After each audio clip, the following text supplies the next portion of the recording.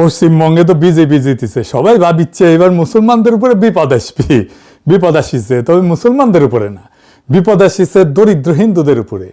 বেচারারা গরু পাইলে কোরবানির টাইমে বিক্রি করবে মুসলমানদের কাছে, এখন মুসলমানরা কিনতেছে না গরু, কে বিপদে পড়তে চায়? গরুই যে দিতে হবে কোরবানি তা তো না, অন্য পশু কোরবানি দিবে। এখন হিন্দু গরু খামারিদের মাথাত হাত শুরু হয়ে গেছে কান্নাকাটি। এডিটর সাহেব দেখান কিছু ক্লিপ। আমাদের মরা ছাড়া কোনো লাইন নেই, আমাদের প্রচুর টাকা দেনা আছে, আত্মহত্যার পথে আমাদের যেতে হবে। খাটালে কম বেশি 10-20 লাখ টাকার এক একজনের কাছে গরু আছে, আমাদের 8 লাখ 10 লাখ, কারো যে যেমন বড় ব্যবসা করে তার তেমন দেনা আছে। এই কুরবানিতে গরু যদি না বিক্রি করতে পারি তাহলে আমরা তো পুরো নিঃস্ব হয়ে যাব। প্রত্যেক সরকারকে বলবো এইভাবে না মেরে আমাদের হাতে বিষ তুলে দেখ, আমরা বিষ খাই। হিন্দুদের এইভাবে বাঁচানো যায় না দাদা ভাই, এইভাবে একদম টোটালি বাঁচা। শুভেন্দু অধিকারী মহাশয় ভুল করছেন, নির্দিষ্ট সালে যেমন কুরবানির প্রথা চলছিল সেই প্রথা চালু করে। আমার ঋণ আছে 9 লাখ টাকা, ঋণের বোঝা শুভেন্দু অধিকারীকে নিতে হবে, নাহলে আমার স্বামী সুইসাইড করবে বলছে, সন্তান অনাথ হবে, কিভাবে চালাবো? আমি তো মেয়ে মানুষ, আমার কি বাইরে যাওয়ার ক্ষমতা আছে? আমি কি ইনকাম করব? নির্দিষ্ট সময় দেওয়া হোক মানুষকে। দেখেছেন এইরকম ক্লিপ আপনি অসংখ্য দেখবেন ফেসবুকে, ইউটিউবে। আরো কয়েকটা দেখান এডিটর সাহেব। কি হবে বাবা, আমি বলতেই পারছি না। আমার গরুগুলো বিক্রি হোক, আমার ছেলেটা যাতে বেঁচে থাকে সেই চেষ্টা করো। গরু যদি বিক্রি না হয় আমার ছেলে মরে যাবে, কথা বেরোয় না। আমি কি বলবো, আমি মনে আনতে পারছি না। ওরা আমার এক প্যাকেট বিষ কিনে তো যায়, আমি বিষ খাই, আমার ওষুধ নেই, আমি সকাল থেকে ওষুধ খেতে পারি। এই গরুগুলো 3 দিন খাওয়া দিতে পারছি না। এই মুহূর্তে গরুগুলোও মরবে এবং আমরা মরবো, আমাদের পরিবার মরবে। দড়ি নিয়ে ঘুরছেন কেন? গলায় দড়ি দেওয়া ছাড়া আমাদের বিকল্প কোনো রাস্তা নেই। কুরবানি না করতে পারলে মুসলমানরা জব্দ হয়ে যাবে, আপনার কি মনে হয়? জব্দ আমরাই হচ্ছি, আমাদের মরা ছাড়া কোনো উপায় নেই। শুধু আমি মরবো না, আমার সঙ্গে আমার পরিবার মরবে। 1.5 লাখ টাকা দেনা আছে এই গরুর উপরে, কিন্তু আমরা কি করব? আমরা শিক্ষিত ছেলে, সরকার একটা চাকরি দিতে পারছে না, কিন্তু আমাদের পেটে লাথি মারছে সরকার। সরকার যদি না দেনার দায় নেয় তাহলে আমাদের গলায় দড়ি দিতে হবে, বিষ করতে হবে বা আত্মহত্যা করতে হবে। যেরকম সারদায় হয়েছে, কত লোক মারা গিয়েছে, তাহলে এও তো সেরকম পরিস্থিতি পড়ে গেছে। গরু বিক্রি না হলে আমাদের না খেয়ে মরতে হবে। আমরা কি করব? নবান্ন নিয়ে যেতে হবে, তাহলে সেখানে গিয়ে সামনেই বেঁধে দেবো আমরা। তো হিন্দু লোক আমরা তো সরকারি আমরা খুবই খুশি, খুবই আনন্দিত, কিন্তু হঠাৎ আমাদের পেটে লাথি বললে আমরা কোথায় যাব? গরু যদি আমরা ছেড়ে দিই সেটাও তো একটা লোকের ক্ষতি করবে, সে তো আমার এসে দায়ী করবে। আজ যদি আমি একটা গরু ছেড়ে দিই, আমার টাকা চলে যাবে, আমার জীবন চলে যাবে, কিন্তু ওই যদি গরুটা গিয়ে যদি 10টা লোকের ক্ষতি করে, তার দায় কে নেবে? সরকার দায়িত্ব নিয়ে বলুক, গরু বাছুরগুলো আমরা নিয়ে নেবো, ন্যায্য মূল্যে নিয়ে নেবো, আমরা মুসলিমদের কাছে বেচবো না। তারা নিয়ে তারা কি করবে তারা বুঝুক। ব্যবসা না করতে দিলে তো আমরা মরে যাবো, তাহলে আমরা কি খাবো সারা বছর? যে যার মরতে হবে, এছাড়াও পথ নেই। আমাদের নিজেদের খাওয়া হবে না, গরুগুলোর কোত্থেকে বসিয়ে খাওয়া দেবো, গরুটা কি করে রাখবো? আমরা তো মারা পড়ে যাবো। আমি গরিব মানুষ, আমার সময়তে একটা বেচতে হবে, সেটা হাক পাবো না, কেউ আসবে না সেখানে। সেখানে যদি না পাই আমি কি করবো, কোথায় দিব? আমি মেয়ের তো বিয়ে দিতে গেলে আমার তো সময়টা লাগবে, এখানে পয়সার দরকার, অসুখ বিসুখ হলে সেখানে একটা বাসন বেচতে হবে, একটা পাবো না। আমি এটা যদি না পাই তাহলে আমি কি করি? আমরা এখন হতভাগা, সরকারের আইনে আমাদের সংসার চলবে না। দেখেছেন, এরা কিন্তু বিজেপিকে ভোট দিছে, নিজেরাই করছে বিজেপিকে ভোট দিছি।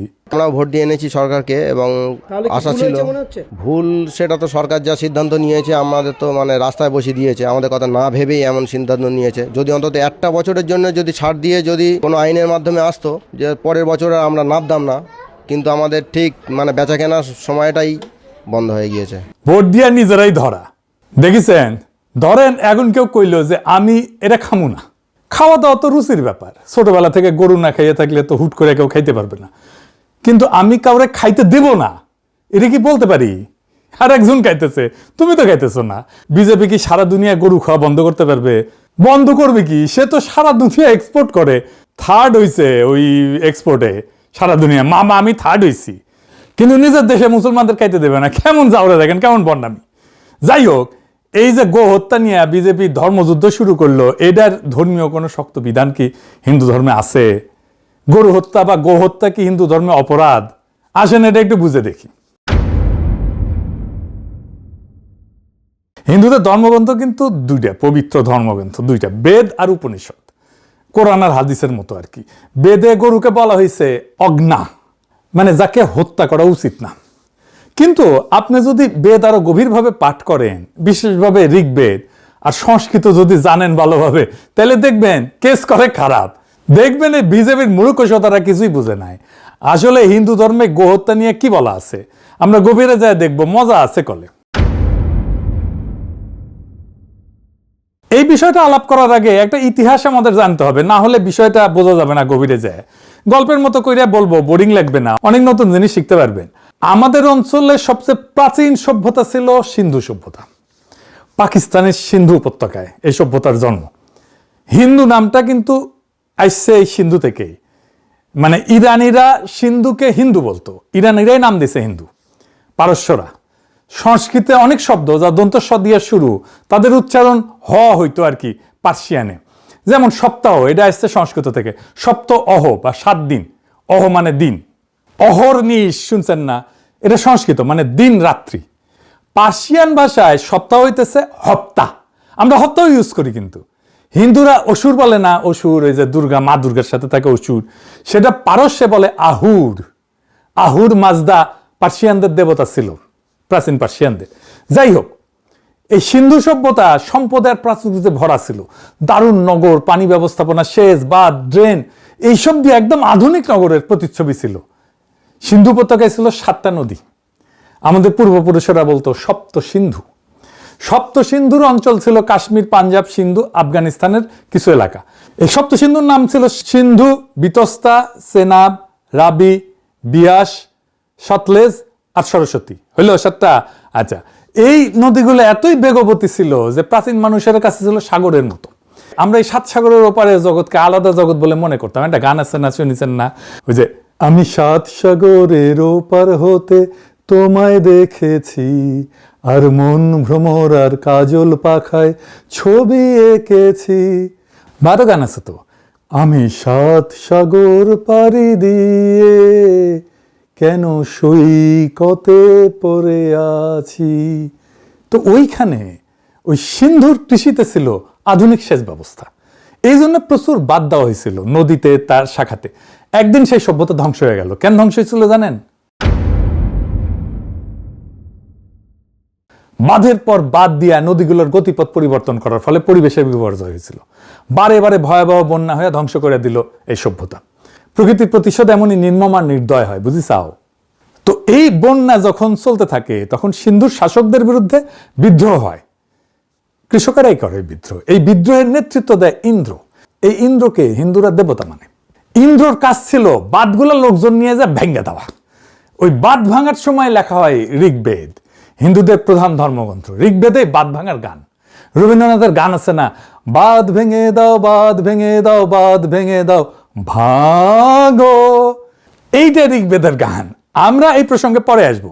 বাঁধ ভাঙ্গাও সিন্ধু সভ্যতাকে বাঁচানো যায় না। তো সিন্ধু ধ্বংস হয়ে গেল। সিন্ধুর নিরাশ্রয় উদ্বাস্তু মানুষ চলতে চলতে চলতে চলতে আইসা পৌঁছল সরস্বতী নদীর তীরে। বিশাল আর বেগবতী নদী সরস্বতীর তীরে আবার নতুন করে গড়ে উঠতে থাকলো সভ্যতা। সরস্বতীর তীরে নতুন করে বসতি গড়া মানুষের কাছে সরস্বতী আর নদী থাকলো না, একজন দেবী হয়ে উঠলো। এই নদী সরস্বতী, বিদ্যার দেবী সরস্বতী হয়। আজকার ওইদিকে না যাই, যাই হোক, কিন্তু একদিন এই সরস্বতীও শুকায় যায়, হারায় গেল জলস্রোত। আবার শুরু হইল উদ্বাস্তের যাত্রা। আমাদের কালেকটিভ মেমোরিতে জল জল করতেছে 2টা সভ্যতার ধ্বংস।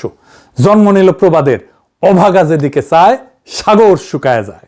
মিলাইতে পারেন এবার? মজা লাগতেছে না? এখন সব পকপকা হয়ে যাইতেছে, কোনটা কোটি থেকে আসিচ্ছে। আবার শুরু হইলো উদ্বাস্তুর মতো যাত্রা। তাদের একাংশ এসে পৌঁছালো আরো সমতলে আর এক সরস্বতীর মতো বেগবতী নদীর তীরে, তার নাম গঙ্গা। এই হইতেছে হিন্দু সম্প্রদায়ের জার্নি। কি একটা প্যাথেটিক অবস্থা দেখেন, যে সিন্ধু উপত্যকায় তাদের ধর্মের জন্ম, যার নামে তাদের পরিচিত ধর্ম, সেইটা পরিচয় পাকিস্তানে। সেই পাকিস্তানে বোমা মারা লাগে তাদের। যাই হোক, এইবার আসেন আমাদের আসল আলাপে। সংস্কৃতে গো শব্দের অর্থ কি? সংস্কৃতে গো শব্দের মানে শুধু গরু না। গো মানে জল, গো মানে নদী, গো মানে প্রবাহ, এবং সবচেয়ে গুরুত্বপূর্ণ গো হত্যা মানে বৈদিক যুক্তিতে নদী হত্যা। গো হলো জল বা পানির একটা সমার্থক শব্দ। ঋগ্বেদের ভেতরে গো শব্দ জল বা পানি অর্থে বহুবার ব্যবহৃত হয়েছে, অন্তত 12টা জায়গা। এই কারণেই হিমালয়ে গঙ্গার উৎসমুখের নাম গোমুখ। গরুর মুখ না গলে, মানে এটা জলের মুখ, জলের উৎস বা পানির উৎস।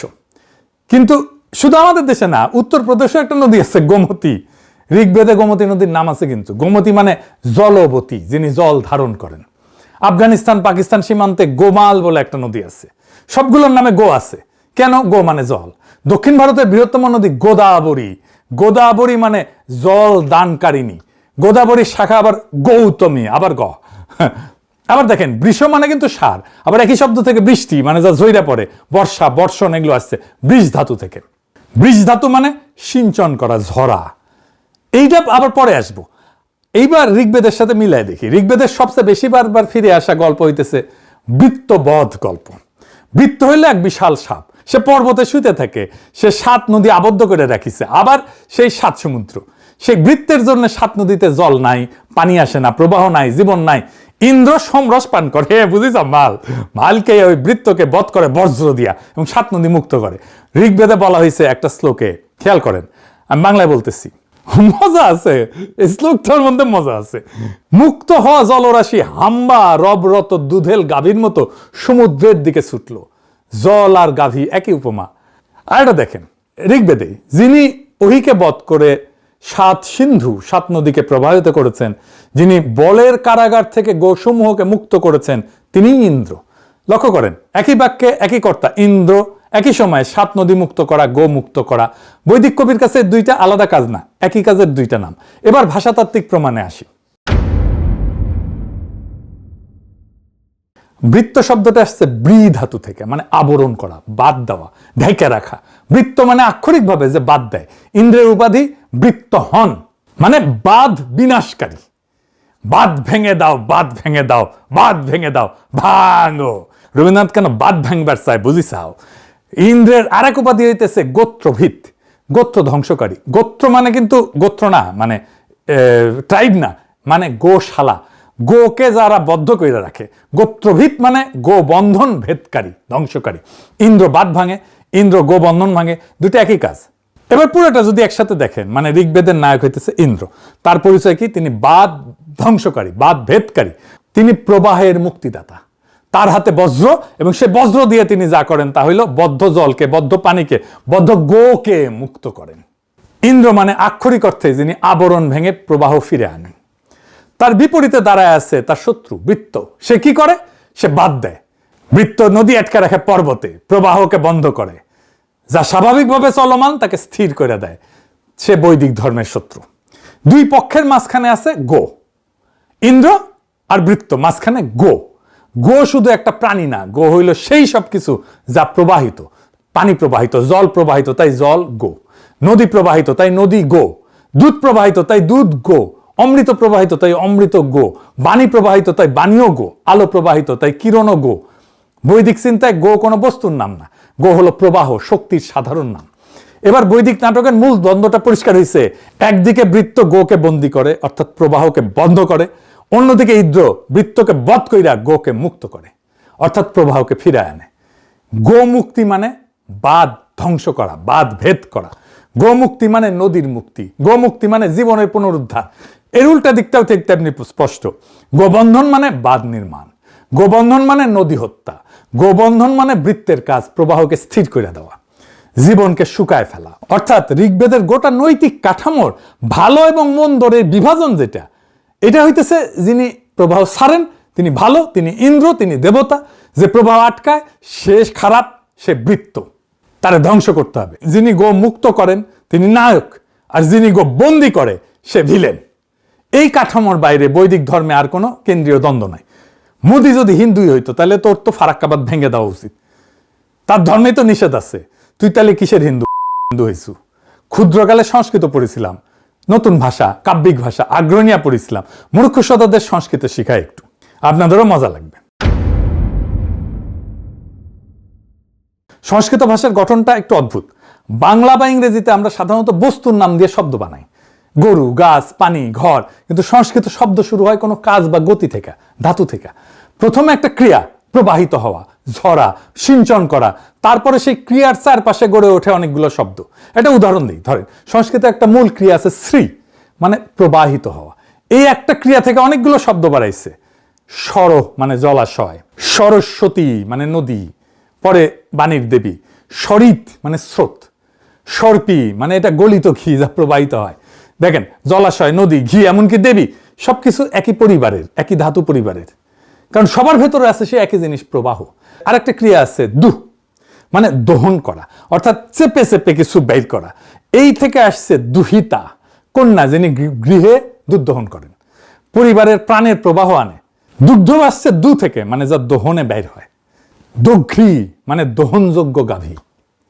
আবার সে একই প্রবাহের ছবি, গাভী থেকে দুধ, কন্যা থেকে বংশ। ক্রিয়া বৃষ মানে সিঞ্চন করা, ঝরানো। আই থেকে আসছে বৃষ, সার। গাভীতে প্রাণ সিঞ্চন করে, বর্ষা বর্ষণ আকাশ থেকে ঝরে। সার আর বৃষ্টি একই পরিবারের, কারণ দুজনেই সিঞ্চন করে। আর একটা ক্রিয়া খড়, এই থেকে ক্ষীর, দুধ যা খরিত হয়। খড় মানে ক্ষরণশীল, নশ্বর, যাতে যেটা চুয়ায় পড়ে। অক্ষর, অক্ষর যা খরিত হয় না, অবিনশ্বর, তাই শব্দ বর্ণমালা অক্ষর। দুধ ঝরে, জীবন ঝরে, কিন্তু পবিত্র শব্দ ঝরে না। তিনটা শব্দ একই পরিবারের। এখন দেখেন কি হচ্ছে, দুধেল গাভী, প্রবাহিত নদী, ঝরা বৃষ্টি, আমাদের কাছে এই তিনটা আলাদা জিনিস। গরু একটা প্রাণী, নদী একটা ভৌগোলিক বস্তু, বৃষ্টি একটা আবহাওয়া। কিন্তু বৈদিক ভাষায় তিনজনে একই ক্রিয়া পরিবারের সদস্য, বস্তু আলাদা কিন্তু সবার ভিতরে একই জিনিস, কিছু একটা চুয়ায় পড়তেছে, প্রবাহিত হইতেছে। এই কারণেই গো শব্দটার সঙ্গে গাভী, পানি, দুধ, কিরণ, বাণী সব যাইতে পারে। সংস্কৃতে শব্দ মানে বস্তু না, শব্দ মানে গতি, শব্দ মানে একটা ধাতু, একটা ক্রিয়া। যেখানেই প্রবাহ সেখানেই গো। বৈদিক ঋষিরা দুনিয়াকে দেখছেন প্রবাহের চোখ দিয়ে। তারা ভাবেননি যে এটা একটা গরু, ওটা একটা নদী, এটা একটা ফোঁটা বৃষ্টি। তারা ভাবছেন সবার ভিতরে একই জিনিস চলতেছে, জীবন চলতেছে, প্রবাহ চলতেছে। তাই প্রবাহের নাম গো। গো যার অর্থ অসংখ্য, তাকে শুধু একটা প্রাণীতে সংকুচিত করা মানে গোটা বৈদিক দর্শনের বিশ্ব দর্শনকে খারিজ করে দেওয়া। সাওয়ে আল্লাহ মূর্খ সদা মোদির কাছে এর চাইতে বেশি কিছু আশা করা তো যায় না। ধর্মকর্ম করা তো ভালো কাজ, কিন্তু সে তো ধর্মকর্ম করতে আসে নাই, সে আসছে মুসলমানদের ইন্ডিয়া থেকে খেদাইতে। এইটা সবসময় দুই ধারি করাতের মতো, একদিকে কাটে না, শুধু দুই দিকেই কাটে। বাংলাদেশে একটা কথা আছে না, হুই না মুসলমান, এরা হইতেছে হুই না হিন্দু। তো তোমাদের এখন কোন কোন জায়গায় ব্যথা গো? বান্ধবী ললিতা, মোদিরে তো ভোট দিছো, বিজেপিরে ভোট দিছো, আর মারা খাও। বুঝলে তো, যে ইন্দ্রের গান গাইয়া ঋগ্বেদের শুরু, সেই ইন্দ্র যাদেরকে বধ করতে আসছিল তারাই আজকে মন্দিরে বসে